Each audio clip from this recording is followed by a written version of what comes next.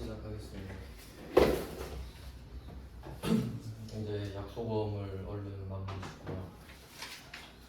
하나만 왔는데 이 약소거음 관련된 주제가 총 4개 있었죠. 첫 번째가 추심 위임. 추심을 위임했어요. 은행한테 대신 좀 해달라고 하고 수수료를 줍니다. 추심 수수료. 그래서 그 추심 수수료는 계정 과목이 800번 수수료 비용이었죠. 그 다음 두 번째가 할인.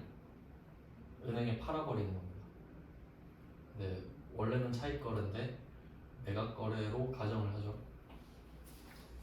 그래서 그 못 받는 돈 있잖아요. 그걸 할인료라고 하죠. 할인료. 깎아주는 금액. 그 계정 과목은 매출, 채권, 처분, 손실 이렇게 나왔고요. 세 번째가 배서양도.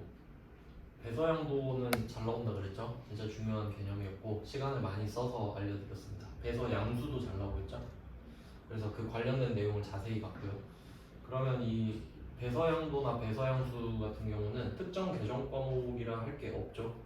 그냥 그 받을 어음이나 미수금이 사라지면 되는 거니까. 그리고 배서양수 같은 경우는 그 배서양수를 하는 그 시점에 결정되죠. 계정 과목이. 그런 포인트를 짚었었고요. 그 다음 마지막은 지급 거절. 네 번째 부도입니다.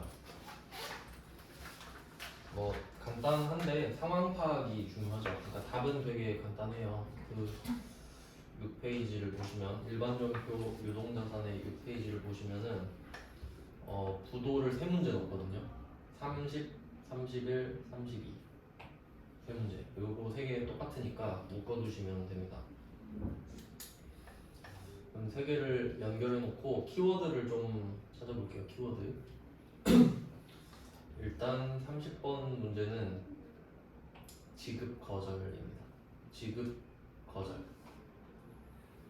일단 지급 거절이 제일 중요한 말이고요. 여기서는. 그리고 한 개 더 조금 더 보완을 하면 어음 정도까지. 어음까지. 받을 어음 말고 어음만. 약속 어음을 강조하는 거니까. 그 다음에 31번 볼게요. 31번도 어음이죠. 어음. 근데 어음은 원래 약속 어음이에요. 그냥 어음 자체가 약속을 하는 늦은표니까. 그 다음에 최종 부도 처리되었다 이렇게 되죠. 최종 부도 처리되었음. 어음 최종 부도 처리되었음. 그 다음은 32번입니다. 32번은 약속 어음이죠. 약속 어음 부도가 발생. 네, 세 개를 넣은 거예요. 자, 이 세 개가 다 똑같아요. 다 똑같습니다. 근데 이 중에 만약에 여러분이 한 개만 보고 딱 시험 가면은 그럼 나머지 두 개 나오면 못 풀죠.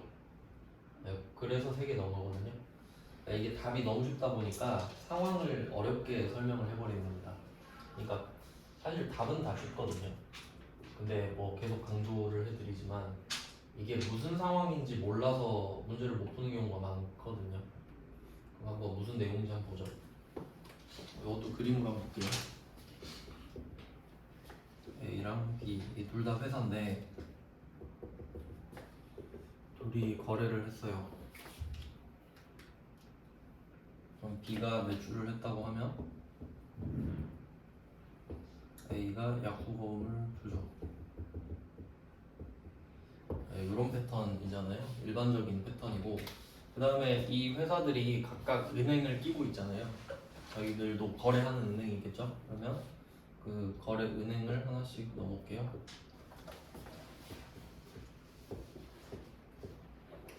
뭐 은행이 같을 수도 있죠. 그러니까 A랑 B랑 같은 은행 쓰고 있을 수도 있는데 근데 그냥 이렇게 했어요. 그냥 편 나눠서 이런 상황이라고 볼게요. 그러면 A 회사가 B 회사한테 약속어음을 줬죠. 이 약속어음에는 A라고 써 있습니다. A라고 써 있죠. 그럼 B는 여기 써 있는 은행에 나중에 찾아가겠죠. 근데 그 은행이 C겠죠. 여기로 해놨겠죠. 그럼 나중에 가가지고 이 회사가 C은행 가가지고 돈 주세요 하겠죠. 여기 써 있어서 왔어요. 근데 돈이 없는데요? 못 드려요. 지급 거절. 그러니까 지급 거절을 부도라고 한다고 말씀드렸죠. 이런 상황이에요. 자, 그리고 이제 문제를 하나씩 볼게요. 자, 30번 문제. 일양 패션으로 받아 보관하던 바드로. 그럼 여기서 일양 패션은 뭐 A겠죠. A한테 받은 적이 있네요. 그럼 받을 어음은 계정 과목이라고 해석하는 게 맞죠. 500만 원이 만기일이 됐대요. 그럼 가겠죠. C은행으로 간 거예요. 돈 주세요. 그러니까 잔액이 부족해서 못 드려요. 이게 부도죠. 자, 이렇게 됐습니다. 그 다음에 31번. 자, 당사는 1월 10일에 매출처인 부도로부터 이름부터 딱 냄새 나잖아요. 부도로부터 외상 매출금 5천만 원에 대하여 어음을 받아 소지하고 있었으나 이게 정상이죠.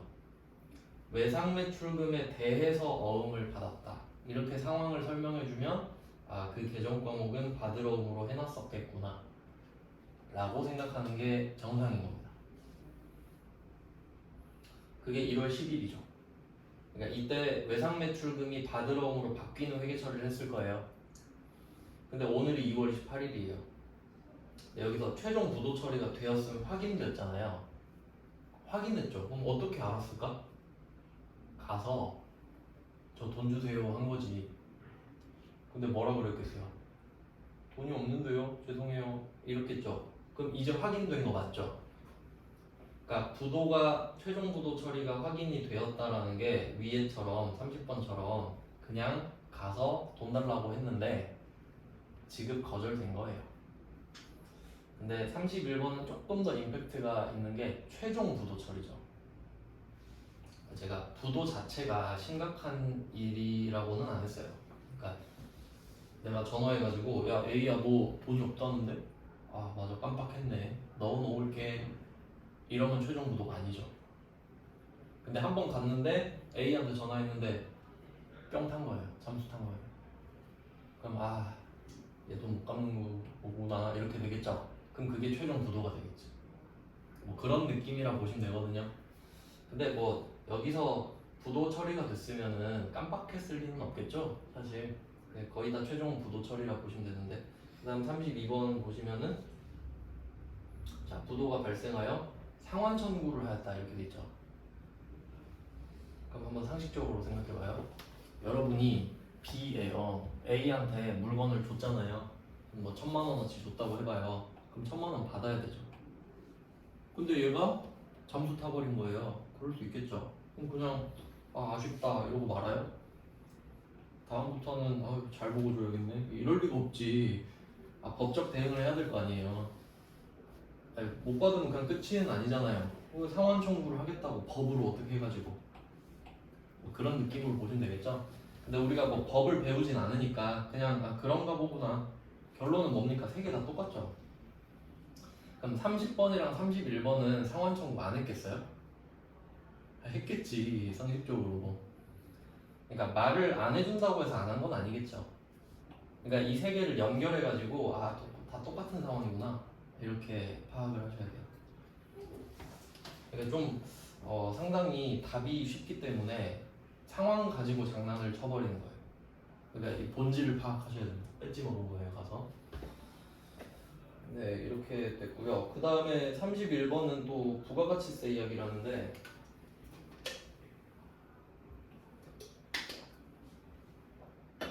스킬을 하나 알려드릴게요. 모든 시험에서 써먹을 수 있는 스킬. 자 31번을 바로 보시면은 대손세, 공제 등 부가가치세는 고려하지 말 것 돼 있죠. 자 그럼 여기서 중요한 거는 부가가치세, 대손세, 공제 이게 중요한 게 아니에요. 뭐가 중요하죠? 고려하지 말 것. 그럼 한번 생각해 볼게요. A를 고려하지 말라 하는데 우리가 A를 몰라요. 고려가 뭐예요? 생각하지 말라는 소리죠. 우리 잘하잖아요. 그 생각 안 하는 거. 가만히 있으면 되죠. 뭐 하란 소리입니까 우리 보고? 넌 가만히 있어. 어차피 모르잖아. 이거거든요. 그럼 개꿀이다 하고 그냥 넘어가면 되죠. 근데 좀 잘못된 공부를 하시는 분은 대손세 공제가 뭐지? 부가가치세 뭐지? 한번 보고 와야 되나? 이 생각하고 있겠죠. 고려하지 말라는데. 그럼 고려하지 말라면은 그 앞에 주제가 뭐든 상관없죠. 빼면 되죠. 안 하면 돼요. 그리고 잘 보세요. 30번이랑 32번 아예 말을 안 하죠. 그럼 말을 안 하는 것도 고려 안 하는 거 맞죠? 그런 느낌으로 해석을 하시는 게 중요하다는 거죠.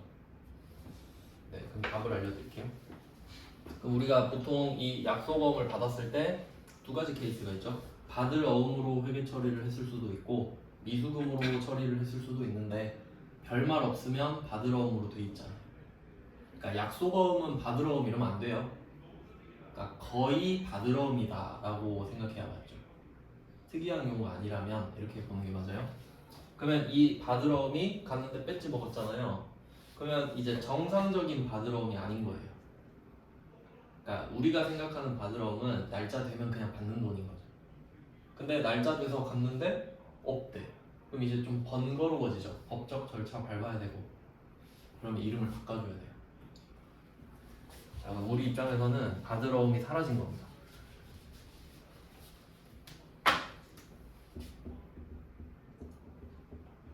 받을 어음이 사라진 거예요. 뭐 금액은 그냥 30번을 대표로 하겠습니다. 30번 문제. 받을 어음 500만 원짜리가 사라집니다. 자산의 감소.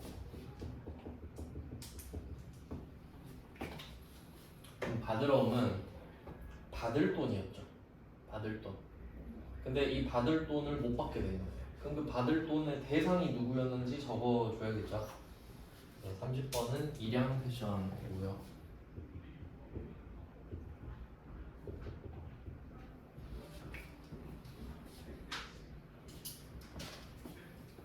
네, 그 다음에 차변이 중요하죠.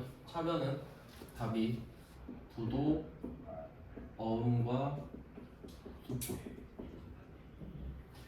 부도, 어음과 수표입니다. 일단 뭐 세트로 돼 있는데 그 부도라는 단어 뒤에 어음이랑 수표가 있죠. 얘들은 제가 한번 말씀을 드렸었는데 어음과 수표는 현금 교환권이에요.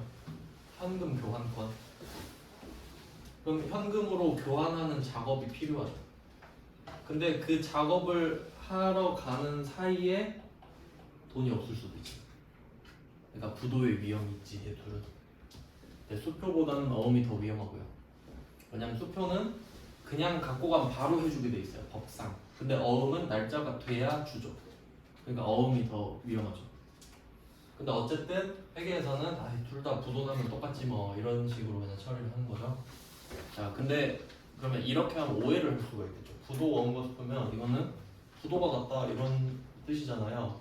근데도 자산입니다. 내 권리가 없어진 건 아니잖아요. 쟤가 돈을 안 갚은 거지. 그럼 그냥 배째하면 다 돈 안 갚게요.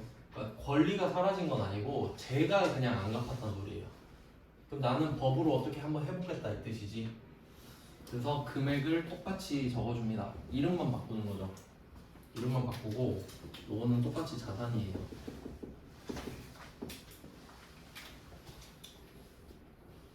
그리고 또 생각을 합니다. 이 500만 원은 누구한테 받고 싶은 돈이에요? 네, 일양 패션이죠. 대상이 갑자기 바뀌진 않겠지. 그러니까 일양 패션도 돈 갚어 소송 건다 이런 느낌인 거죠, 그냥. 그러니까 뭐 그 후속 조치는 안 나와요. 갑자기 뭐 민법 나오고 그러진 않을 거 아니에요. 뭐 상환 청구권이 어쩌고 저쩌고 그러지 않겠죠. 근데 조금 더 추가를 하자면 그러면 500 그대로 바뀌었잖아요. 근데 내가 얘 때문에 무슨 서류 작성해야 될 수도 있죠. 뭐 법원에 뭐 신청하고 그래야 되니까. 그러면 내가 이 일양 패션한테 돈을 제때 받았으면 그런 쓸데없는 돈 안 쓰죠. 법원 가가지고 뭐 서류 작성하고 그런 거. 그러면 내가 얘 때문에 이런 절차 때문에 서류 작성을 하잖아요. 그 돈 있죠? 만약에 10만 원 썼다 하면은 그 10만 원도 부도 어음과 수표 일양 패션이에요. 왜? 다 받아내야죠. 소송 이기면은 그 변호사 수임료 어느 정도 돌려받는 거 아시죠? 대충. 그런 느낌이에요. 내가 얘 때문에 지금 돈 썼으니까 어떻게 소송해가지고 이기면 그 뭐 집을 팔아서든 돈을 달라고 할 거 아니에요. 그럼 그것까지 받는다. 네, 나온 적은 없는데 그냥 같이 생각해 보시면 된다고요.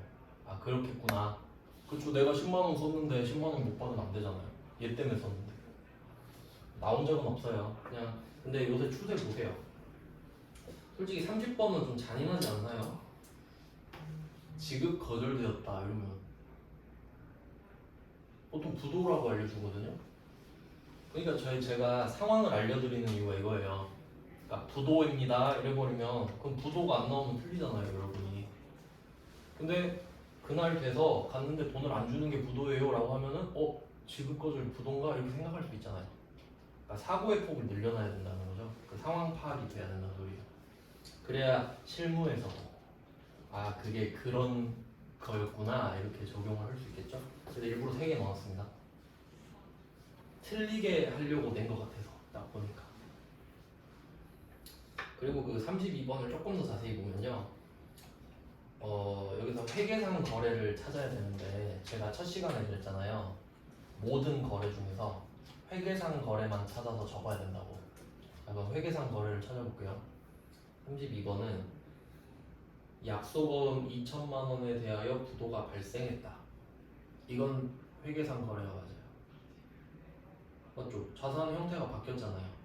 바뀌었으니까 바꿔주고 그 다음에 상환 청구를 했다. 이건 회계상 거래일까? 아니죠. 뭐 이거 한다고 갑자기 돈이 생깁니까? 돈이 들지도 않죠. 그냥 상환 청구하는 거죠. 그러니까 이건 회계상 거래가 아닌 거예요. 그러니까 지금은 다루지 않지. 그 다음에 또 부도 처리되었으나 회수 가능성이 있다. 당연히 있겠죠. 뭐 가능성이 아예 없진 않겠지. 근데 만약에 법원 판결로 돈 받지 마 이러면 못 받는 거예요. 근데 아직 안 해봤으면 가능성은 있겠죠. 그리고 대손이라는 말이 있는데 미리 한번 알려드릴게요. 채권이 금전 채권이랑 비금전 채권이 있다고 했잖아요.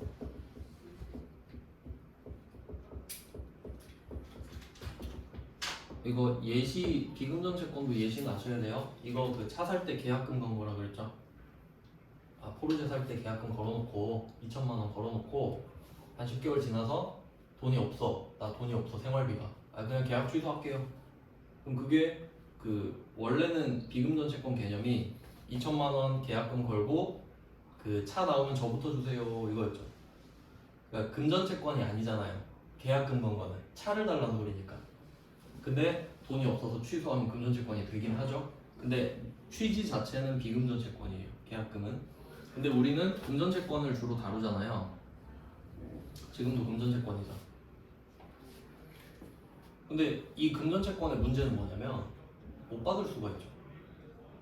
내가 돈을 달라고 할 권리는 있는데 제가 안 줄 수도 있잖아요. 100%뭐 주는 건 아니니까. 돈 안 갚아놓고 막 인도네시아 같은데 가면은 섬 많은 데 있잖아요. 필리핀 이런 데 가면은 못 찾는데요. 그럴 수 있죠. 그런 사람도 많겠죠. 그럼 금전채권 요거는 못 받을 수도 있다. 그걸 대손이라고 그래요. 금전채권을 못 받게 된 것, 그걸 대손이라고 해요. 충분히 있을 수 있는 일이죠. 지금도 거의 대손 코앞에 왔거든요. 그러니까 상대방이 돈을 갚을 생각이 있었으면 부도를 안 냈겠죠.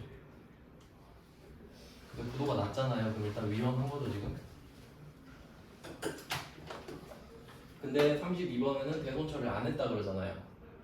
그럼 아무것도 안 하지. 그럼 혹시 대손 처리를 했대? 그럼 회계 처리를 해야죠.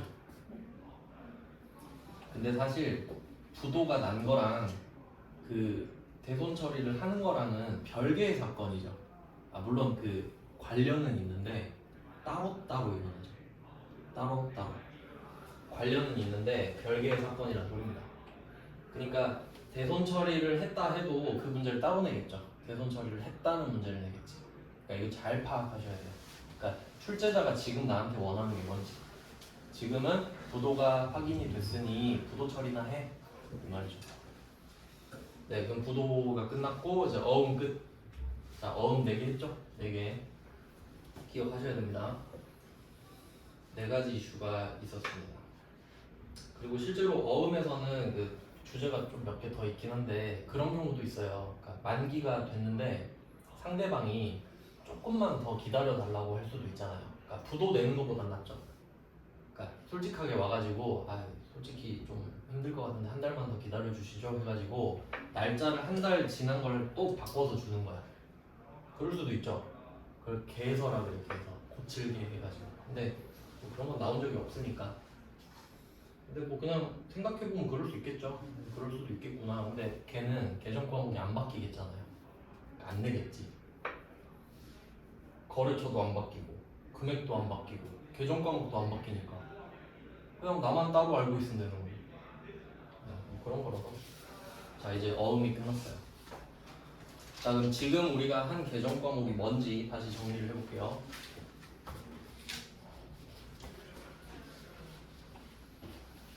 여러분 공부를 그 주제를 하나 할 때마다 계속 목차를 보는 습관을 들이세요. 그러니까 이거 딱 끝났잖아요. 어음. 그럼 다시 목차로 가. 나 목차에서 어디쯤 했지? 계속 그거를 동기화 시켜야 돼요. 그 맨날 보면은 익숙해지거든요. 맨날 보면은. 근데 안 보죠. 네, 그래도 뭐 나중에 와닿는 때가 있지 않을까요? 말을 안 하는 것보다는. 그러면 지금 우리가 어디까지 왔나 봐봐요. 자산을 하다가 유동자산 왔죠. 왜냐면 이거 계속 집어넣기만 하잖아요. 그러면 내가 둥둥 떠다니는데 어디 있는지 몰라요. 나 뭐하고 있지? 막 이럴 때가 한 번씩 온다니까. 그럼 우리 자산으로 시작했죠. 그 중에 내년까지 현금화 되는 거, 그리고 내 거, 유동자산. 그 중에 당좌자산하고 있죠. 당좌자산이 뭐냐? 재고자산 아닌 거. 이렇게 됐죠? 당좌자산은 덩치가 훨씬 커요. 왜냐면 유동자산 중에 재고자산 빼고 전부 다니까. 그러니까 쓰레기통이 훨씬 큰 거죠. 그래서 당좌자산은 체계를 잡고 공부를 해야 됐어요. 처음에 했던 거, 현금. 오늘 수표도 할 겁니다. 그러니까 현금을 배울 때 이제 수표가 같이 나오죠. 그리고 현금 과부족도 배웠죠. 왜냐면 현금이니까. 현금이 맞냐 안 맞냐 이야기를 해야겠죠. 다음 두 번째, 다음으로 현금 빨리 되는 거, 단기 금융상품.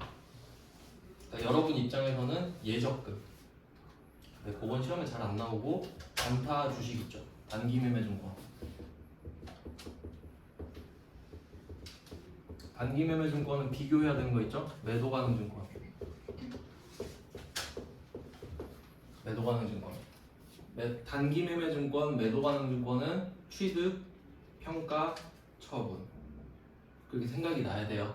그 얘기만 딱 들어도 막 그 그림이랑 막 생각나면 그 복습이 끝난 거예요. 근데 그걸 한 번만 해보면 되는데 시간 내서 하루에 한 번만 그걸 안 하죠. 네. 저만 잘 하죠 그걸. 그럼 현금, 단기 매매 증권. 그 다음 이제 채권. 채권은 외상 준 것도 포함되죠. 채권에 금전채권, 비금전채권. 지금 금전채권 하고 있잖아요. 거기에 매출채권이 있는 거예요. 맞죠? 이게 채권이 분류가 두 개예요. 금전, 비금전으로 해도 되고, 그거는 뭘로 받냐예요. 그러니까 여러분이 학원 와서 이거 수업료 결제하면은 비금전 채권이 생긴다 했죠. 수업 듣게 해줘 요거니까. 그러니까 돈이냐 아니냐로 따지면 금전 채권, 비금전 채권. 그 말고 다른 분류. 나는 이거를 내 물건을 팔아서 받을 채권이다 하면 매출 채권. 그게 아니면 기타 채권. 이렇게도 가능해요. 입체적으로 분류가 돼야 돼요. 그러니까 예를 들면은 여기에 있는 사람들을 남자와 여자로 나누자 할 수 있죠. 그럼 다시 처음부터 해서 안경 쓴 사람 안 쓴 사람으로 나눕시다 할 수도 있지. 총원은 안 변하죠. 그러니까 그런 느낌이에요. 그러니까 금전, 비금전으로 할 수도 있고 매출 채권, 기타 채권으로 할 수도 있다. 근데 지금은 제가 그 매출 채권, 기타 채권으로 할 거예요.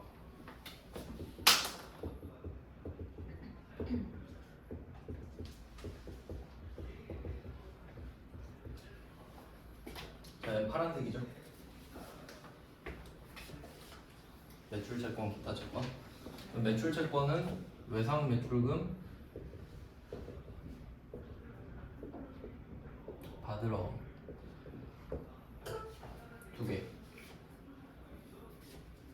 이거 외상표 할 때 그렸던 걸 외상표 할 때 매출 채권에 계속 입체적으로 생각하셔야 됩니다. 그러니까 그게 쉬운 말은 아닌데, 입체적으로 생각하는 게 쉬운 건 아닌데, 입체적으로 생각해야 된다는 걸 생각을 하셔야 된다는 거지. 계속 이게 좀 약간 가로 세로 높이로 다 생각을 해야 되는구나. 이게 외상 쪽에 들어갔을 때도 있잖아요. 그러니까 내가 분류를 할 때 외상으로 하면 영업, 비영업 이렇게 할 수 있었고, 또 채권으로 보면 매출 채권, 기타 채권, 금전 채권, 비금전 채권이 가능하구나. 사람을 남자, 여자, 안경제비, 아닌 사람 이렇게 나눌 수 있듯이. 네, 그 다음 기타 채권은, 그러니까 지금 이 매출 채권, 기타 채권으로 분류를 한다는 거는 이 안에 금전, 비금전이 섞여 있어요. 맞죠? 근데 매출 채권은 금전이죠. 우리 물건 팔고 뭐 딴 걸로 주라고 하진 않잖아요. 그러니까 얘는 외상 매출금 받으러 오면 매출 채권이면서도 금전 채권이기도 하구나 라고 생각해 볼 수 있고, 그 다음에 기타 채권 가볼게요. 그럼 얘는 팔아서 돈을 받기로 한 게 아니에요. 뭔가를 팔아서 돈을 받기로 한 게 아니라고. 그럼 그런 게 어디 있어요? 빌려주면 되죠. 돈. 내가 철수한테 돈을 빌려줬어요. 그럼 물건을 판 건가요? 아니지. 그럼 얘는 매출 채권은 아니죠. 대여금은 기타 채권이네요. 그럼 대여금은 금전이에요, 비금전이에요? 금전이지. 그런 식으로 생각해야 된다고. 그래서 대여금, 얘는 뭐 기간에 따라 장, 단기 이렇게 나눠지는데, 그러니까 대여금은 내가 돈을 빌려준 거잖아요. 그럼 돈을 빌려준 순간 언제 받을지 정해야 돼요. 그게 내년까지인지 내후년 이후인지 그거에 따라 단기, 장기로 나눠지거든요. 근데 지금 유동자산하고 있죠. 그러니까 여기서 장기는 안 나오겠죠. 지금은 제 분류상으로는요. 근데 그냥 됐고 그냥 채권만 하자고 하면 장기 대여금도 나오겠지. 채권 전체를 보자고 하면. 근데 저는 이미 유동자산으로 그룹핑을 해놓고 시작하기 때문에 여긴 절대 비유동자산이 들어오면 안 되잖아요. 어떻게 생각해야 되는지 아시겠죠? 그러니까 이거 목차 잡는 게 제일 중요해요. 이게 계속 그려지고 있어야 된다고. 제가 심심해서 이거 맨날 그리고 있겠어요? 저는 이거 잘 알겠잖아요. 근데 여러분 안 하니까 맨날 보라고 강제로 지금 주입시키잖아요. 이게 아무것도 아닌 것 같은데 익숙해져 버려요, 나중에 가면. 그러니까 저도 그걸 경험해서 그런데 나중에 보잖아요. 그냥 뭔가 허전한데? 이런 느낌이 들어요. 뭐가 빠져 있는 거야. 그럼 그렇게도 답을 찾는 거죠. 뭔가 이상한데 왜 외상매출금 밑에 거래처가 없지? 그런 느낌이 들어요, 나중에. 눈에 하도 익으니까. 자, 그럼 이렇게 되고 한 개 더 있어요. 채권이잖아요. 제가 계약금 준 것도 말했죠. 계약금 준 거. 계약금은 물건을 받기 전에 돈을 먼저 주는 거죠. 그러니까 선급금. 이름은 말했었죠. 선급금. 그럼 선급금도 기타 채권 맞잖아. 물건을 팔아서 생긴 게 아니니까. 내가 돈을 먼저 줘서 생긴 거잖아요. 채권 맞죠? 빨리 차 내놔 할 수 있죠. 선급금. 그럼 얘는 금전이에요? 아니잖아. 이렇게 돼야 된다고요.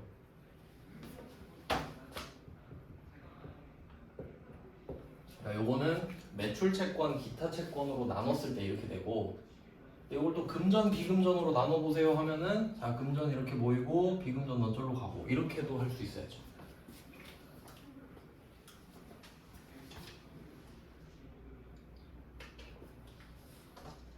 물론 뭐 이렇게 시험에 내진 않아요. 금전 채권이 뭐냐, 아마 우리 시험에서는 그렇게까지는 안 내는데, 근데 항상 좀 생각을 시험에 나온 것만 하겠다 이건 되게 좀 비참한 인생 같아요.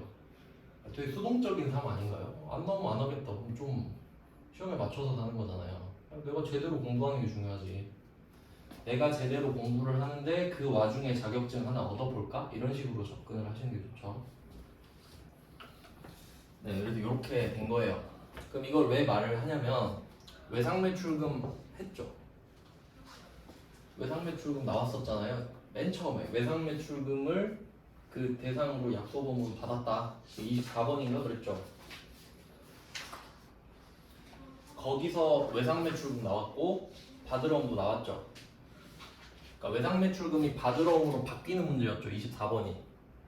그럼 내가 이제 약소범을 받아놨잖아요. 그거에 대해서 네 가지를 배운 거지. 추심 위임도 해보고 할인도 해보고 배서양도도 해보고 부도도 나보고. 그러니까 이게 순서대로 그려져야 돼요. 진짜 공 많이 들였어요 이거. 그러니까 이거 문제 자체가 목차예요. 그 다음 뭐 배울까요 그러면?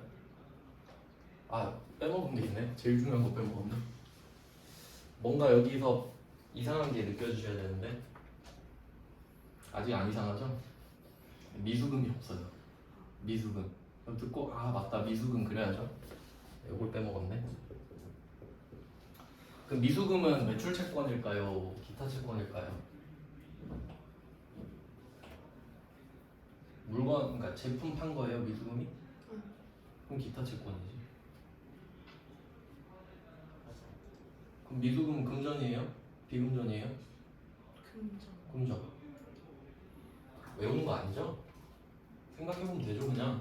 뭘로 받지? 내가 왜 돈 왜 줬지? 뭐 왜 빌려줬지? 생각하면 되죠. 네, 이런 게 중요해요. 그러니까 이런 지식이 그 바탕에 깔려있지 않으면 아무리 스킬을 써도 문제를 못 풀죠. 무슨 말인지 모르고 있는데. 네, 모든 공부가 그렇지 않습니까? 그러니까 토익도 스킬이 뭐 영어 아는 애들이나 써놓는 거지 뭐 알파벳도 모르는 애가 스킬 알려주면 알아들어요? 절대 알아들을 수 없잖아요. 기본은 내가 쌓아야 되는 거예요. 자, 이렇게 정리를 했습니다. 그럼 이제 다음 순서가 외상매출금 1번, 받으러 2번, 다음이 미수금. 이런 식으로 배치를 하겠지. 그러니까 왜냐면 이 미수금은 어떤 개념이냐면 미수금은 매출 채권이랑 대응되는 개념이에요. 왜냐면 매출 채권이 두 개잖아요. 근데 미수금은 이 매출 채권 두 개 다 대신하는 거잖아요. 그러니까 얘는 미수금은 매출 채권 자체랑 대응돼요. 특정 계정 과목이 아니라 둘 다 맡고 있는 거예요. 그래서 결론은 이제 미수금을 하겠다는 소리죠. 좀 그 주제 끝날 때마다 그 표시선을 잘 그어두세요. 그러니까 좀 색깔로 구분하면 또 좋죠. 매출 채권이 끝나는 기준은 또 있을 거 아닙니까? 이제 그런 걸 정리를 잘 해놓는 방법을 만드셔야 되는 거예요. 알려주는 건 제가 잘 알려주잖아요. 그러니까 여러분은 이걸 어떻게 정리할까만 고민하시면 돼요. 근데 시간을 써야 되거든요, 그걸. 그러니까 해본 사람이 더 잘하고 그래요. 그 다음 33번. 자, 단기매매증권을 SJ물산에게 매각했습니다. 그럼 이거 보면서 느껴야 되는 거는 이거 단기매매증권 매각 이렇게 나왔잖아요. 그럼 이거 보고 무슨 생각해야 되냐면 팔았다. 일단 나한테서 없어진다. 그 다음에 이게 제품이 아니다. 이렇게 생각하셔야 돼요. 그러니까 나한테서 물건이 사라진다. 근데 이게 제품이 아니네. 그럼 물건은 나가니까 돈은 들어와야겠죠. 요 정도는 틀을 잡고 시작해야 돼, 문제 풀 때. 그러니까 그런갑다 하면 안 되고, 아 물건을 팔았네, 돈 들어오겠네. 근데 이게 제품이 아니네. 됐죠? 자 이제 문제를 풉니다. 950을 900에 팔았어요. 이제 기분이 어떤지 봐요. 지금 기분 안 좋아야 된다. 실제로 이입을 해야 돼요. 아 50만 원 손해봤네, 이 생각이 들어야 돼요. 내 돈이 아닌 것처럼 하면은 그냥 뭐 이득을 보든 손해를 보든 뭔 상관이에요? 이렇게 되거든요. 그럼 틀려요. 그럼 50만 원 지금 기분이 안 좋죠. 자 이걸 먼저 확인을 하고 적어볼게요. 그럼 일단 대변에 단기매매증권을 빼야 되잖아요. 없어지니까. 그리고 이제 배운 것까지 종합을 해보죠. 지금 단기매매증권에 취득가액이 950만 원 써있죠. 근데 우리한테 필요한 건 장부 금액이에요. 맞죠? 장부에 얼마 써있는지가 난 알고 싶거든요. 근데 얘가 밑도 끝도 없이 950에 샀대. 그럼 이게 무슨 뜻인지도 해석해야 돼요. 지금 11월 21일이잖아요. 그럼 얘는 1월 1일부터 11월 21일 사이에 산 거지. 그러니까 그 말은 취득가액이 곧 장부 금액인 거 알지? 이거까지 물어보는 거잖아요. 그 자체를 물어보진 않지만 그냥 생각해보면 아 그래 그런 게 있었지. 아니면 이렇게 말할 수도 있거든요. 그러니까 취득가액 950 말고 이렇게 말하면 어때요? 전기말 평가 금액이 950만 원이다. 그것도 장부 금액이란 소리죠. 그건 얼마에 샀든 상관은 없지만 작년 말에 950으로 바꿔놨으니까 얘 950이거든? 이 말이죠. 그러니까 본질을 알아야 되는 거예요. 바꿔도 맞출 수 있게. 그러니까 이게 좀 이런 시험 같은 경우는 문제를 많이 푸는 회계 자체가 좀 그런가? 그러니까 문제를 많이 풀면은 많이 나오는 건 맞히는데, 근데 이렇게 그냥 계정 과목으로만 공부해버리면은, 기출 문제로만 공부해버리면은 이런 거 가끔 틀릴 수 있죠.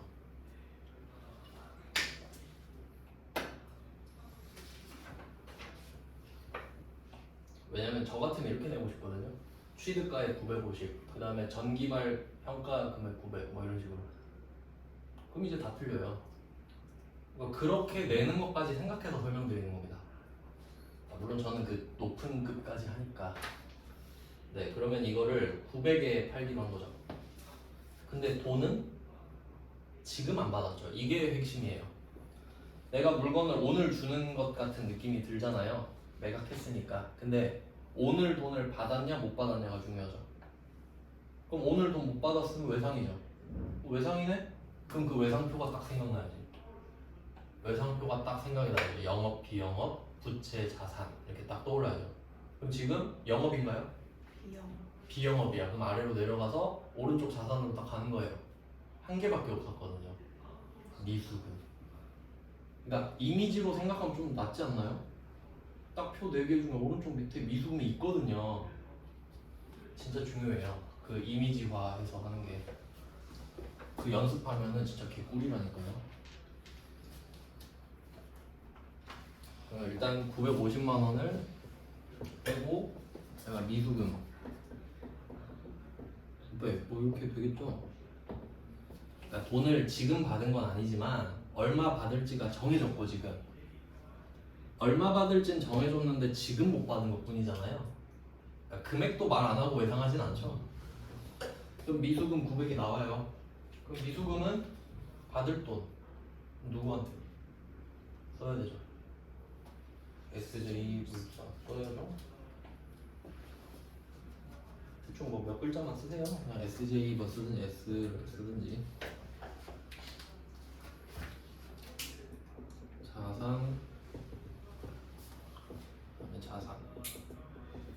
자 여기까지는 됐죠. 이거 개념 잡으실 때 미수금이 왜 나왔니? 라고 물어보잖아요. 물론 내가 나한테 물어봐야 됩니다. 미수금 왜 나왔어? 하면은 단기 매매 증권이라서 이것보다는 제품 매출이 아니잖아 라고 대답하는 게 훨씬 좋은 대답이다. 맞죠? 그럼 얘가 다른 애여도 상관없잖아. 매도 가능 증권이어도 미수금이죠. 그럼 대답 어떻게 해요? 제품 매출이 아니잖아 하면 되는 거고. 자동차를 팔았대요. 그 미수금이죠. 왜 미수금이야 하면 제품 매출 아니잖아 이러면 된다고요. 만능이지 만능. 야 제품 매출 아닌 미수금이야 이러면 된다고요. 그러니까 이게 미수금 되게 많이 들리거든요. 그래서 저는 학생 때 어떻게까지 했냐면 나는 무조건 미수금이인지 아닌지로 생각했어요. 왜? 틀리기 싫으니까. 전 틀리는 게 너무 싫거든요. 근데 아는 거 틀리는 게 더 싫어요. 그러니까 모르는 거 틀리면 이거 모르니까 공부해야지 이러는데 와 내가 이거 아는 걸 틀렸네? 그럼 저는 욕 써놔요. 문제다. 병신 새끼고 또 틀려라 이렇게 약 올리는 거예요. 내가 나를 2번 3번은 남도질 해놓거든요. 욕해놓고 막. 그러니까 의지가 있어야 돼요. 공부를 잘하려면. 잘하고 싶은 의지가. 그냥 50만 원 지금 기분 나쁘죠? 왜 나쁘지?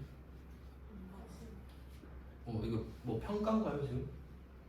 팔았죠. 처분 손실. 돈만 지금 안 받았지 처분한 거 맞잖아요.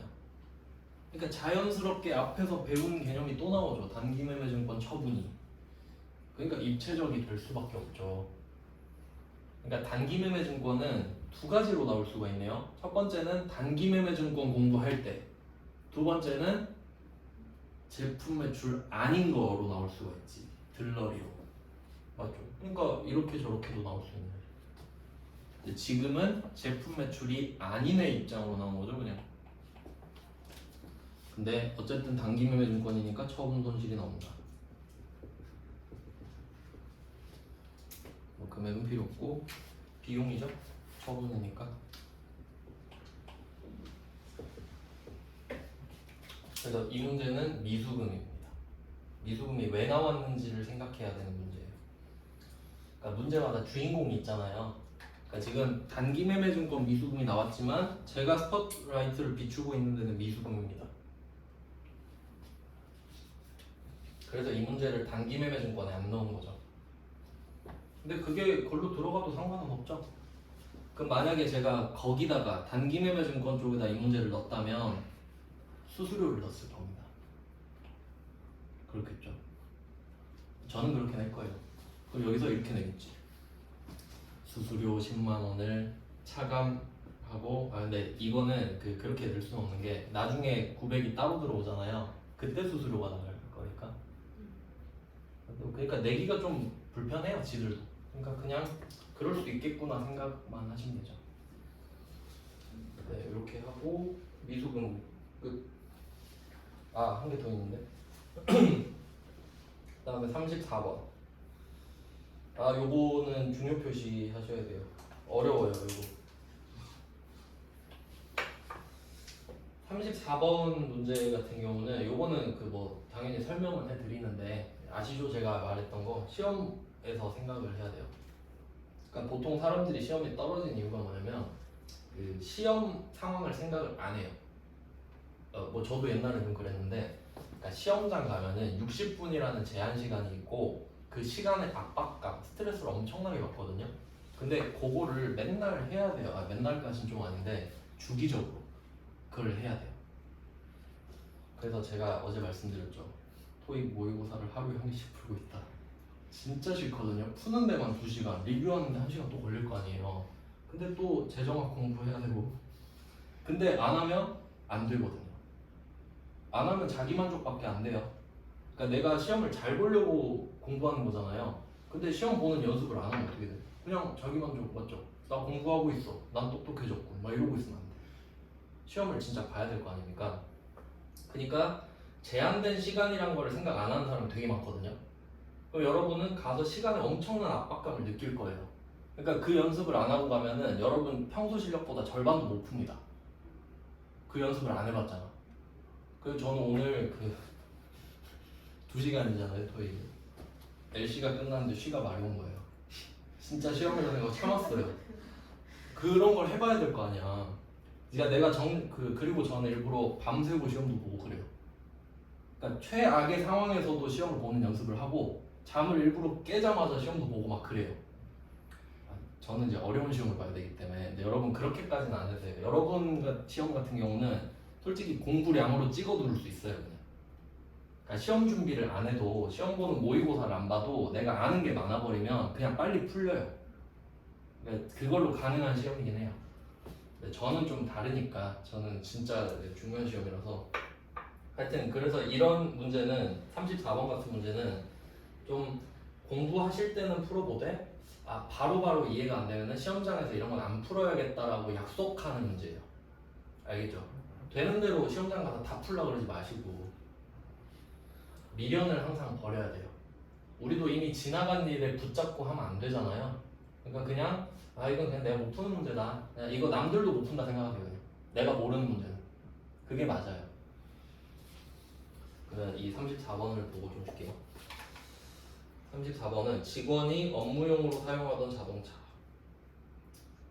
자동차인데 이거 개정 과목이 차량 운반구거든요. 차량 운반구. 그 차량과 운반하는 그런 기구다 이런 뜻이에요. 그럼 우리가 갖고 있던 차량 운반구를 파는 겁니다. 파는 거예요. 제품 매출 아니죠.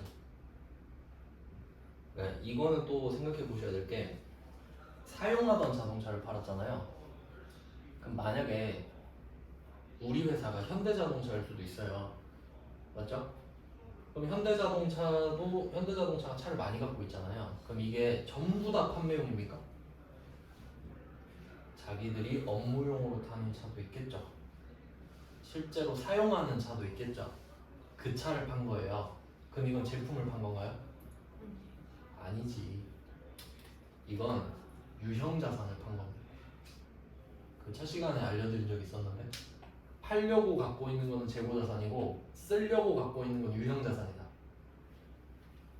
그러니까 여기에서 막 그런 되도 않는 소리를 하면 안 돼요. 이거 제품이면 어떡하죠? 절대 그럴 리가 없는 겁니다. 그러라고 사용하던이라고 붙여놓은 거예요. 아시겠죠? 네, 그럼 이거를 판매하기로 계약만 했네요. 자, 계약만 하는 거는 사실 회계상 거래는 아니에요. 왜? 돈을 줘야 거래지. 계약만 하는 거. 근데 계약금을 받았죠. 그럼 거래가 되는 거지. 그러니까 계약 자체는 아닌데 계약금을 받은 건 거래가 맞죠. 네, 근데 뭐 그런 걸 물어보진 않는데. 자, 근데 뭐 받았어요? 약속원 받았죠. 약속원은 계정 과목이 두 개죠. 받으러옴이랑 미수금. 그러니까 약속원은 받으러옴 이렇게 하면 안 돼요. 그러니까 제가 무조건이란 말 싫어한다 했죠. 그럼 이렇게 물어보거든요. 약속원 받으면 무조건 받으러옴인가요? 아니요 라고 하죠. 저는 미수금도 있어요 이렇게 말을 하겠죠. 자, 그러면 차변에 약속원을 받은 건 맞잖아요. 이제 걔 이름 정해줘야 돼요. 뭘까? 받으러옴일까? 미수금일까? 일단 제품 판 건가요? 아니죠. 미수금.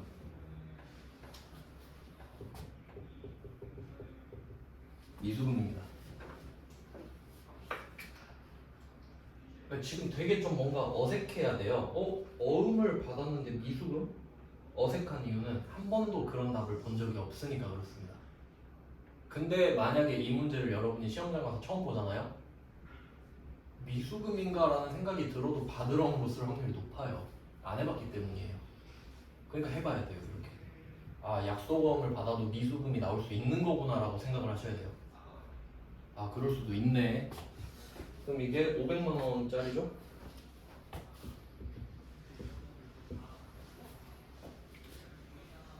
네, 그러면 이게 또 특이한 게 뭐냐면 우리가 지금 자동차를 줘버렸다면 대변에 차량 운반부가 나오면 되죠. 그럼 차를 준 거잖아요. 근데 차량 운반부가 아니죠 지금. 왜? 차를 주지 않았으니까요. 그럼 제가 아까 계약금을 먼저 준 걸 뭐라고 했죠? 돈을 먼저 준 거. 선, 급, 금. 이거 생각해야 돼요. 그러니까 내가 계약금을 주면 물건을 받기도 전에 돈을 주는 거잖아요. 그럼 물건을 받기 전에 선 준다고 급 돈을 송급금. 그럼 지금은 차는 안 줬는데 500만 원을 계약금 쪽으로 받은 거죠. 그럼 얘는 물건을 안 줬는데 돈을 먼저 받은 거 아닙니까? 선수금이죠. 선급금 반대. 선수금. 내가 선급금이면 쟤는 선수금이겠지. 그럼 우리 지금 선수금이죠. 그럼 계약금을 주는 사람은 어때요? 빨리 차 내놔 이러겠죠. 그럼 계약금을 받은 사람은 조금만 기다려주세요 이러겠죠. 돈을 먼저 받아버렸으니까 의무가 생겼잖아요. 그럼 오른쪽이 비었죠 지금. 그럼 계약금을 받았어. 계약금은 선수금이야. 오른쪽이 비었어. 선수금 부츠. 딱 이렇게 아다리가 맞아 떨어져야 돼요. 여기 아니면 여긴데. 그래서 얘는 선수금이거든요.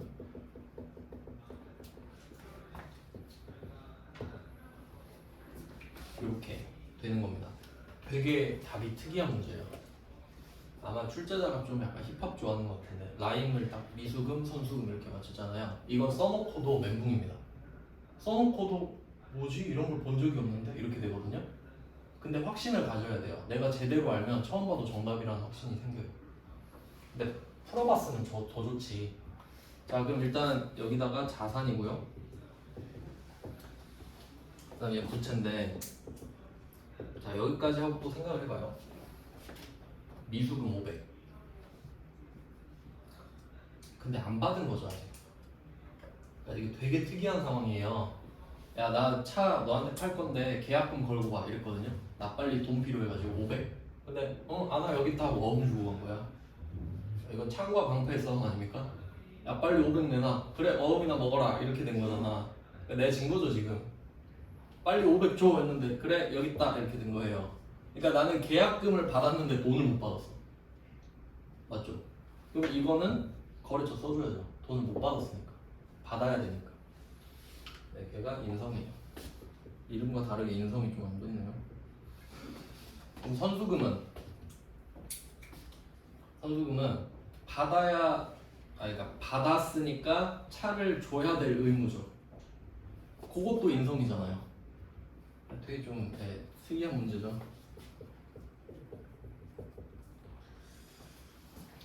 봐봐요, 이거는 거의 예술에 가까운 문제예요. 출제자가 디자인을 해버린 거예요. 이 정도면. 그러면 여러분이 이거 보고 뭔 생각해야 되냐면 답이 지금 선수금이잖아요. 얘 뒤에 누가 있냐? 차량 운반부. 얘 뒤에 차량 운반부가 숨어 있잖아요.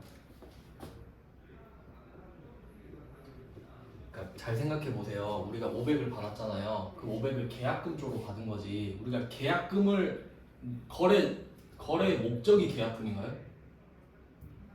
결과적으로 난 이 차를 팔고 싶어요. 차 5천만 원짜리라고 치면 차 5천만 원짜리를 팔고 싶은데 야, 이 차 인기 되게 많으니까 계약금 걸고 가든지 이런 느낌이거든요, 지금.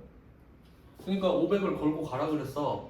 알았어, 걸고 갈게 하니까 나는 그 말을 들은 순간 인성한테 차를 줘야 될 의무가 생기지. 딴 사람 말고 얘한테 계약금을 걸고 갔으니까. 맞죠? 그러니까 부채고 인성한테 줘야 된다고 써놓은 거잖아요. 근데 우리의 최종 목적은 뭐예요? 이 선수금의 최종 목적 차량 운반구잖아요. 그럼 우리는 이 차량 운반구 때문에 어음을 받은 거예요. 맞아요? 그러니까 미수금이지.